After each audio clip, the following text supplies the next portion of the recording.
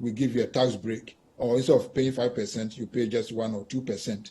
Okay, that's a compassionate government. Then the rich people who are making about 50,000 Ghana cedi a month salary, some of the CEOs, some of the big companies that are making super normal profit, we can say in terms of this, it's not going to be permanent, but maybe for this year or the next 1 or 2 but years. It looks like a great idea, but the question is, how many of those people do we have, and how do we even identify them? A lot of those people may be in the informal sector, but governments over the years have not demonstrated the ability to tax, those people, or cast the tax net wide enough to capture a lot of those people. I'll come back to you on that, but let me take this short break. When we come back, we will get into those matters and more.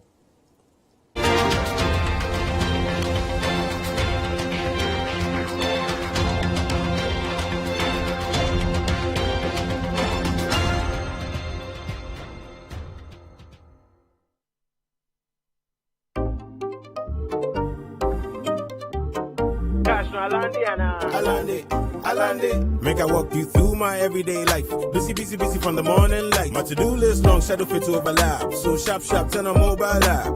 School fees check, light bills check. No, I'm with speed like a G4 jet. Every other day I am not upset. Check, I don't even use check, city check.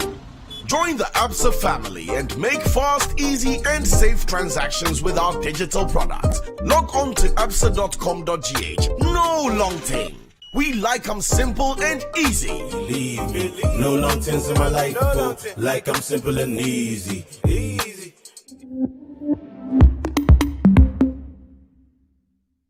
Finally, anyone can become a household. Oh, wow. Yeah.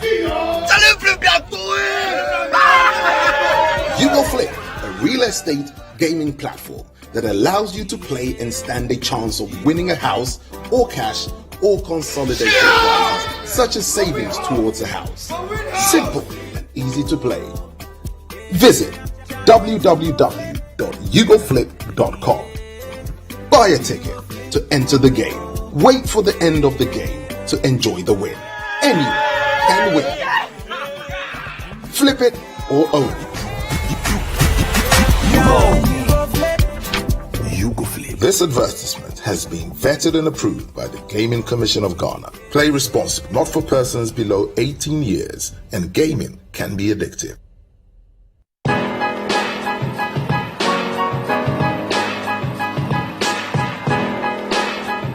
Aside raising funding and be a unicorn, the main goal is to impact life, to enrich minds, to know that the African youth is capable of changing the narrative, taking charge of their lives, whether it's running a business or working for a company.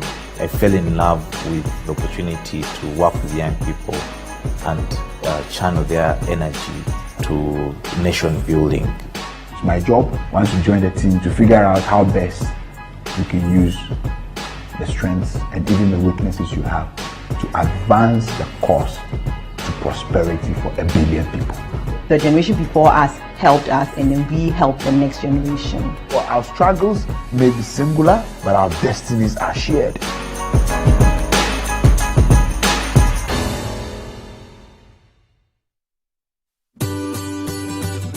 Citi TV is live on DSTV. Go to channel 363.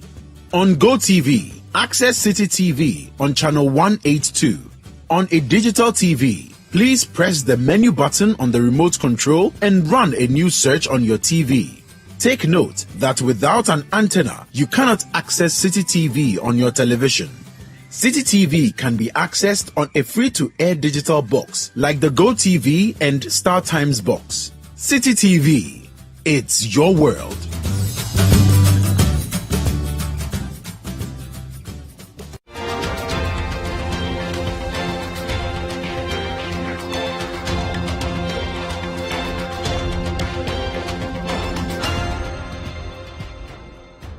You're welcome back to The Point of View. My guests are Dr. Adomaku Kisi, Member of Parliament for Anya Soutum, and a member of the Public Accounts Committee. Is an economics person and is a medical doctor as well.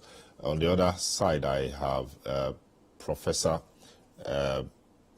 Aka, who is with a senior research fellow at ISE, and we've been having a discussion around Ghana's budget, 2023 budget, and we're asking whether the budget is fit for purpose or not. Professor Aka thinks that some of the revenue measures in the budget are regressive. They affect the poor more than the rich. He talked about the VAT, and he thinks that VAT should not have been increased. Rather, a compassionate government, he called it, will find more measures to cushion the poor and vulnerable. Honorable, these are interesting thoughts from Professor Aka. The VAT will surely be a difficulty. We've spoken about the e-levy, but your quick thoughts on some of the things he said. VAT, obviously regressive, the poor suffers more. Well, I mean, one thing is this budget is both progressive and regressive to an extent, and I'm happy he made mention of that, agreeably. But the thing is, I'm sure Prof would also agree that per our neighboring countries, and this has been repeated severally, that Ghanaians on average, per what we want, we don't pay enough for. And what I mean by that is we want good roads, we want electricity, we want good water, clean water, and naturally, in other jurisdictions, once you're born, it's imbibed in you that whatever you require or you demand in life, you need to pay some fair amount of either pittance or whatever towards that. And I really think that our culture has not afforded us that. No, he agrees to, but I think he's saying that the taxes are not directed at the right person. So, for example, taxing the rich more, we've not seen enough of that. Rather, taxing the poor. How? I mean, listen. So take the e-levy, for example. Scrapping the threshold is further tax on the poor rather than the rich. Initially, I said that I was for bringing the threshold back, because a Kaya, Ye, or Yo, or whoever who wants to send less than 100 a day, that gives them that leeway. So I think that should be looked at. But I also think that this is a case where we still want to do some roads. This is a case where our health infrastructure still needs help. This is a case where our educational sector still needs to be going on because of what we've taken on, whether we like it or not. We have a president who is madly in love with free SHS, and that is one key detriment thing. Of other things. Well, I mean, and I must admit, with Finance Minister has said it repeatedly that he would have wished that was not the case, that it was tailored towards those who really needed the funding. So here is a case where finance is saying one thing, but the president, per his ingrained decision or belief, wants us to have free SHS across board, and these are things that we all have to juggle with. But yes, so now we're moving into the expenditure rationalization measures. Yes. So they said some of the social protection programs will be reviewed, but not in so many words. The word review, your guys don't like to hear it, but it's obvious that free SHS must be relooked at. But again, it doesn't appear so. Other programs, I don't know about Planting for Food and Jobs. I don't think that program has yielded the required result. If it were so, we will not be having difficulties with food as we have today. We always talk about the fact that we have a lot of food in the hinterlands that is not coming in to Accra or to urban areas. Partly true, partly not true. We think, or people think, that the program should have a way of getting the food into the urban areas. Now we see an ad hoc or knee-jerk situation at the Agric Ministry, where we've converted a place to a market. I don't know how effective that is being or that is going to be, but we are happy doing that. I mean, very little. We also have this thing about V8, fuel coupons, etc. Generally, how far-reaching do you think this expenditure rationalization means or measures can help, plug the loopholes? Well, I mean, I have to be very blunt here. I mean, I live with a place where the roads are bad. If you stop me from using V8, I don't know how I can get to some of my places. And I'm in Accra. I can even cite the likes of English and Manfrom, where I don't know how Sylvester can reach certain parts of his constituency in a saloon car. It's not possible. So that is a very difficult thing. I mean, even if you're an MC, and you also need to reach people within your jurisdiction. I mean, if I need to go to Agape, if I need to go to certain parts within my constituency, if I make move with a saloon car to Atlas Atanya trouble. So I really think that will not be very doable and very difficult to measure. How do you know if I'm going out of Accra or not if you see me in a V8? But then there are some things that we ought to admit. I pay for my fuel. People should be made to pay for their fuel. So there's no point in government appointees. We better giving scrap fuel. it. You know, I think that can be a very bold move where we scrap it. And forgive me, I have a bit of an American training. You are paid enough to buy your things. And I think that when the onus is on you to pay fuel for wherever you need to go, you be much careful in terms of the route you use, in terms of how and when you go to where you go. So I really think that per where we are, some very bold measures need to be taken, more so than what we have now. And I think reality is hitting us. Prof, I felt that in a way this should have been 2022 budget. Because this is if we had started 2022 with this, in a way it would have been at a far better place. And in addition, it's been proven over the years that in times like this, if you do change like your finance minister, it might cost the nation less because of the signal in the economic community or in the investor community. Are you one of the MPs calling for the head of Kenufurata? Mind you, it's now a majority stamp. Okay, so once you're a member of the majority, the answer is yes. A member, and we've just only argued on the fact that we think that, and rightly so. I mean, I think that it might save the country because in bankruptcy proceedings, I mean, once you're in bankruptcy proceedings, your finance guy is changed because of some entrenched positions, and in our case. I mean, we have to admit, he never wanted IMF. He was instructed by the president to go to the IMF, and that is a fact. And I think that might also prolong interactions with the IMF. I don't know all of finance ministers' entrenched positions, but it can also contribute to this. Delay in getting the funds, and every day we miss out on having the funds in our pocket. Exacerbates the situation. Is making us worse off. But I must commend, in a way, the president's approach and the timing is better late than never. When we got started, even engaging the IMF, history would judge us well, but I think that we're not. History would judge you well. Well, I mean, right now it's always difficult to determine if you approach IMF at the right time. It takes time. I see. And where we are. One, I think that we need to be real, and a lot of our bold and audacious expenditures have to be looked at. Even, and I would, beg to say this, that from 111 hospitals, maybe the realistic thing, bring it down to 16 regional hospitals. I don't know. I mean, these are things that we need to retract on some of the things, I think, so that once expenditure is really down, then we're not also belaboring those who have not. And then what profit? But there's a talk that you need to spend. So spending on construction, etc., puts money in the system. It makes people work. Economy is stimulated. So economy can grow, things can happen. I agree. You don't want to contract necessarily, but I also think that I'll be happier knowing that our small money is put well into one thing that is working. Very well. I mean, if we have 10 hospitals running or 100 hospitals at 60%, which one is better for us? I get a point. And that is where yes. my thing is. The expenditure rationalization, I mean, he thinks that, of course, that's his government and his budget.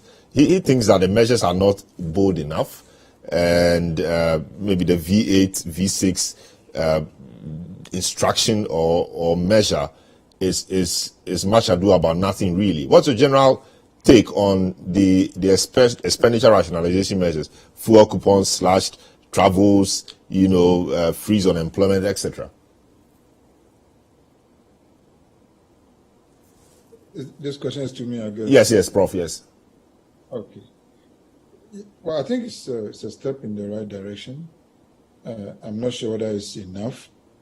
I think one of the lessons that we need to learn, and both NDC and MPP governments, I've been in the business of working as an economist in Ghana for 15 years now. And I think it's about time the politicians took academics a bit more seriously.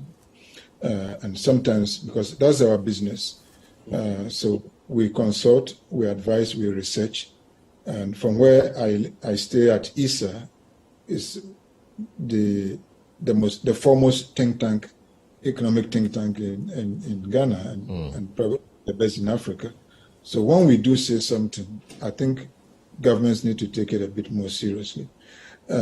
So we have been warning about our approach to borrowing for a long time, but I don't think people took it seriously.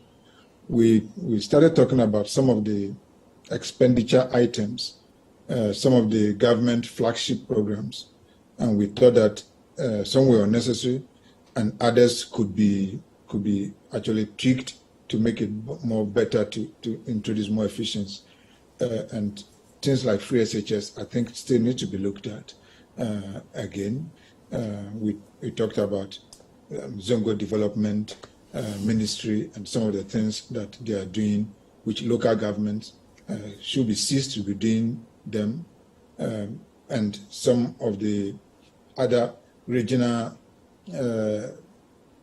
agencies that were created and special ministries that were created, and some deputy ministers, some ministries that you have 2, 3 deputy ministers and ministers of state, all of those things, the size of the government, the number of ministers that were appointed, over 100 in the President Akufo-Addo's first term, and even with the now over 80 or so, we could do something about it.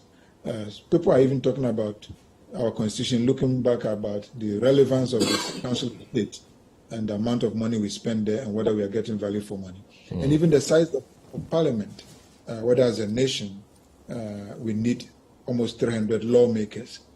And where do we have the balance between having MCs and these assemblies, municipal assembly, and seizing them with more resources and power to develop, because that's where development must take place, and a few MPs that will be focused on lawmaking and not be bothered too much about development projects and giving them common fund. All of this, this crisis time, I think, is a good time for us to have bipartisan discussion about some of these things going forward. So I support the minister, the honorable member, saying that yes, it's about time we need to begin to look at allowing people to pay for the things they use.